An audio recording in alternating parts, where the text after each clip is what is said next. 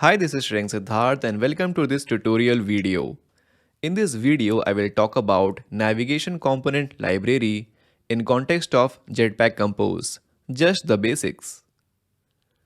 Well, the navigation component basically helps you to navigate between composable screens.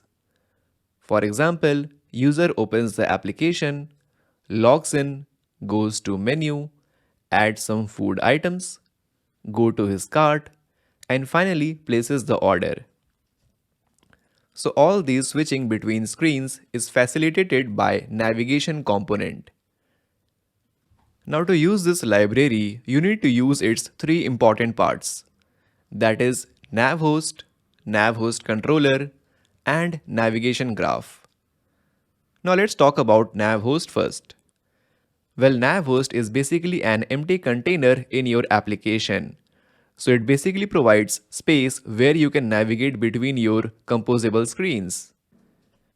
Next is NavHostController. Now focus on its name. It's a controller, just like we have a remote controller for television using which we switch between channels, right? Very similar to that, using NavHostController, we switch screens within this NavHost. So here NavHost is analogous to a television. So we got a television and we got our remote. So using this NavHost controller, we can load login screen within our NavHost. And again using our controller, we can navigate to next screen. Then again we can write code to navigate to another screen. And then again another screen. As simple as that. Now remember, when we do such navigation, then by default, the old screens are not destroyed. They are just added to the backstack. Such a beauty.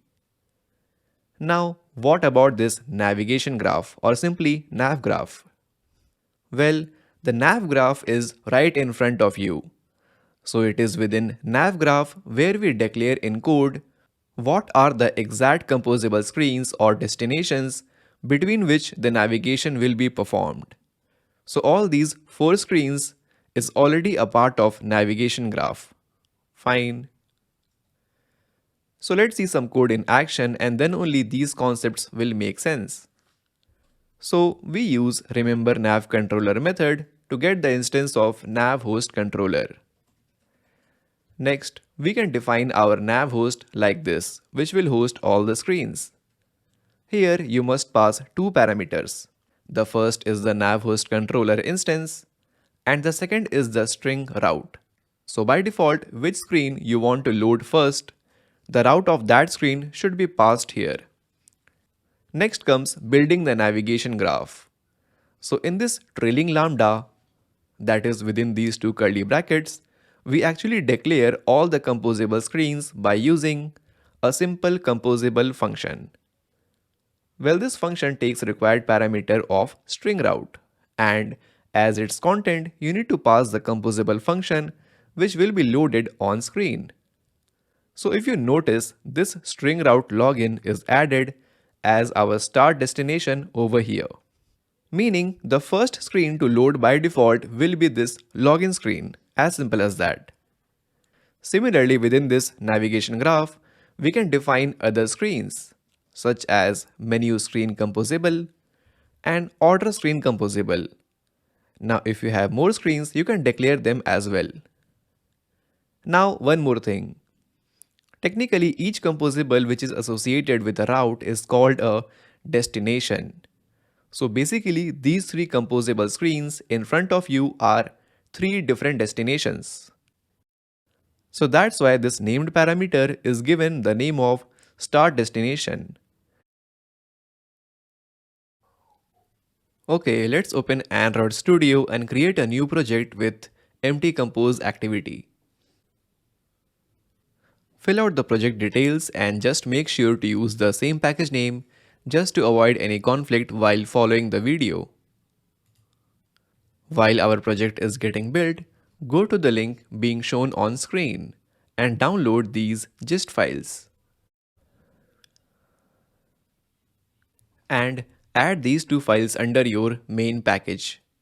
And within your Gradle file, at the bottom, add this dependency to use Navigation Compose library.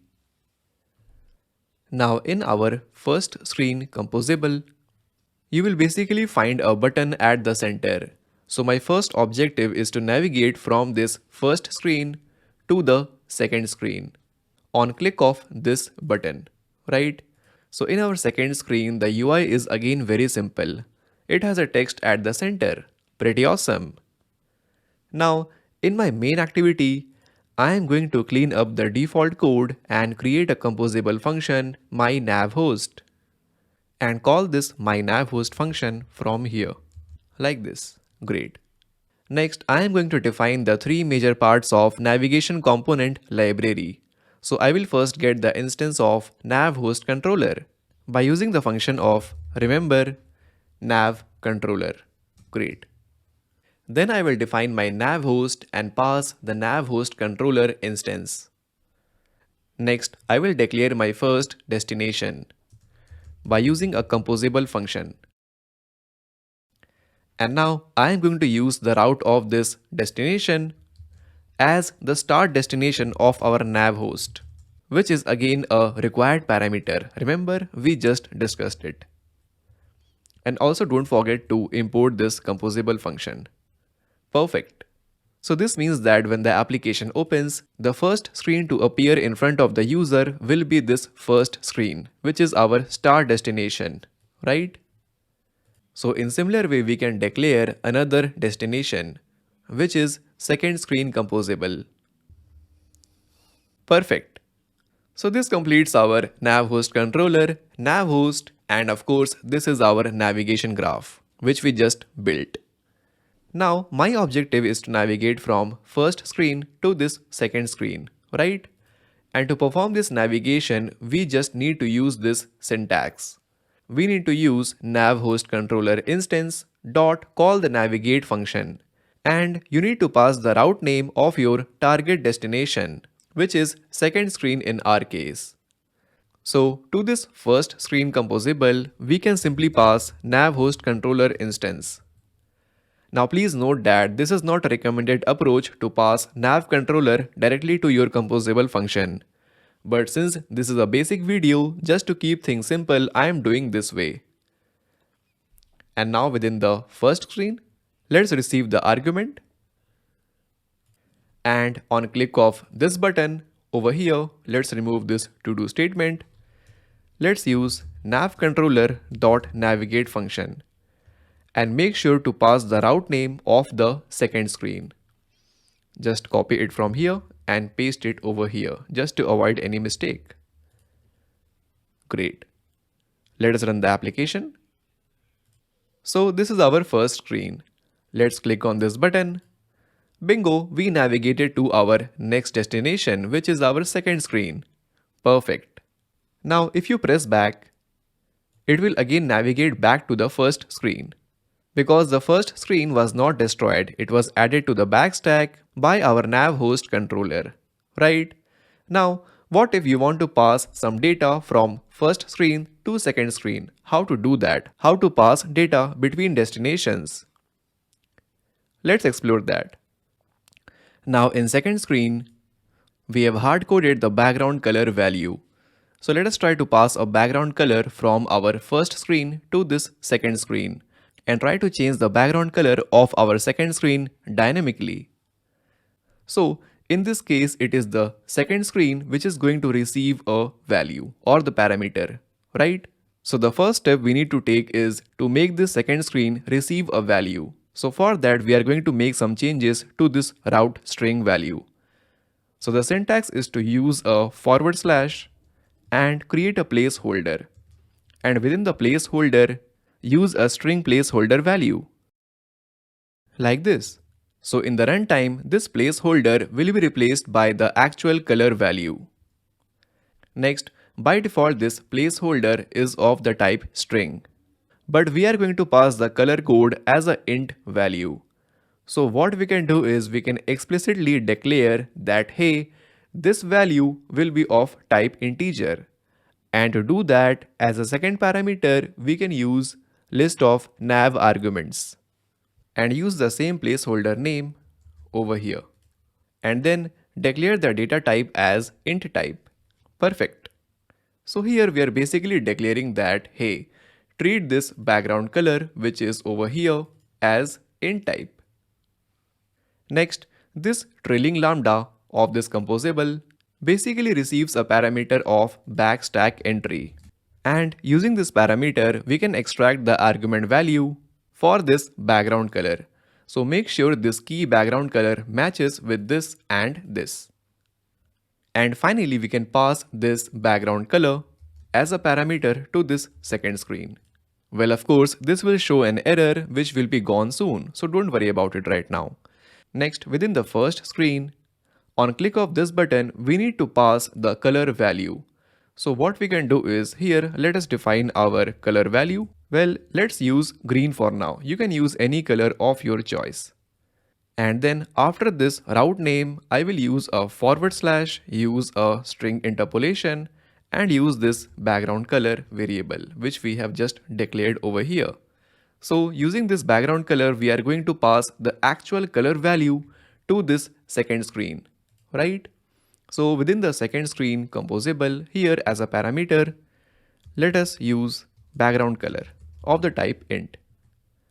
And then let us replace this hard-coded color by using color function and pass background color parameter. Perfect, so we are done. Let's try it out. And I guess I forgot to assert not null here. Let's try it out again. Let's go to second screen, and there we go, we got the green background in our second screen. Now if you try to change the color from green to, let's say, pink, do we have it? No. Let's say magenta. Let's try it out. And here we go, we got magenta. Perfect. Now at this point of time, I would like to give you an exercise in the form of code challenge. So in this video, we have just learned how to pass a single value to a composable screen, right? Now what about passing multiple values to a composable screen? How do we do that? So as a part of code challenge, you need to pass one more parameter to this composable, that is to this second screen. And with that value, you need to change the color of this text. By default, it is hard-coded as black.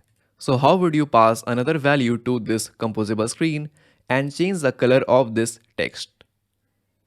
Take it as a challenge and do it yourself. It will be fun.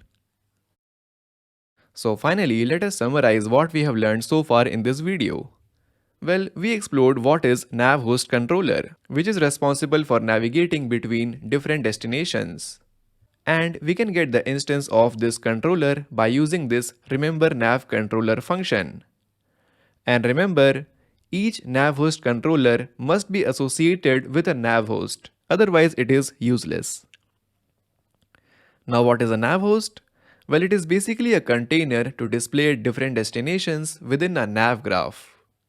And NavGraph in turn is responsible for mapping all the composable destinations in your application.